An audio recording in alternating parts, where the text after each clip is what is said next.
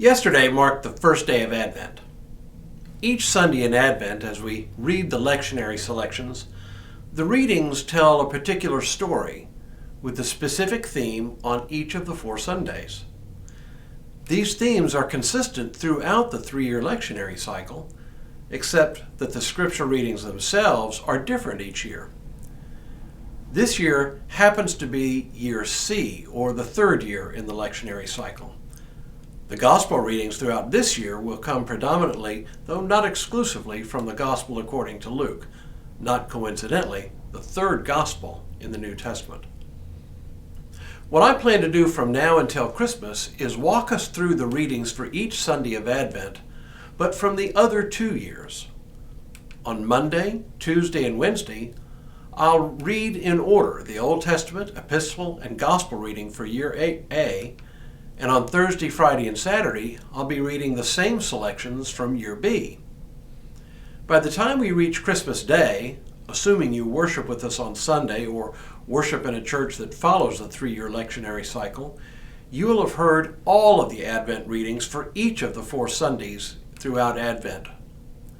I hope this journey serves to enrich your understanding of Advent and the dynamics of the lectionary readings throughout this important season of the church year.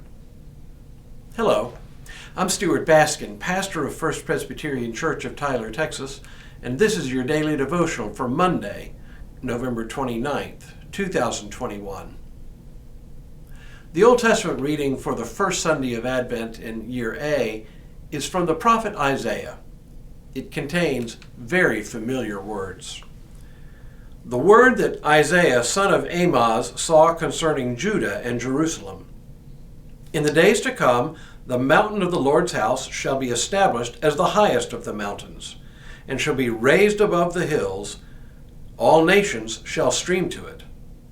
Many peoples shall come and say, Come, let us go up to the mountain of the Lord, to the house of the God of Jacob, that he may teach us his ways, and that we may walk in his paths.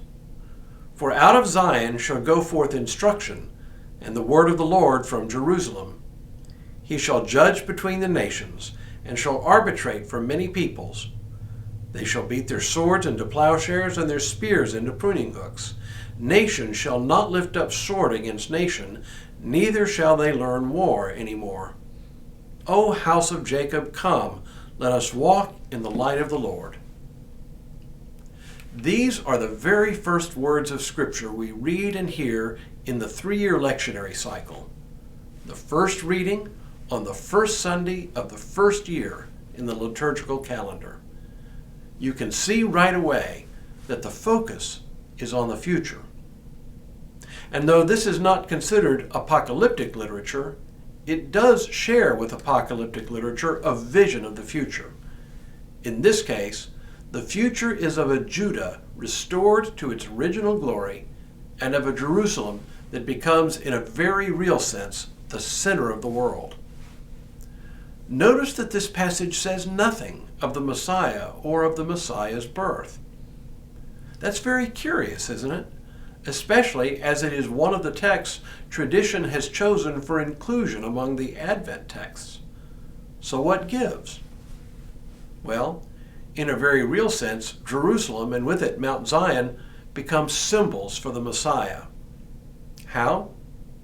Jerusalem is lifted up as the highest of all mountains, standing in a place of predominance in the world.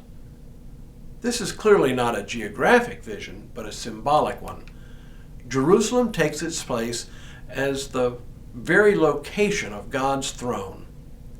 That may not mean much to us, but in ancient times, people would come to the king for arbitration to settle differences that had arisen among their neighbors.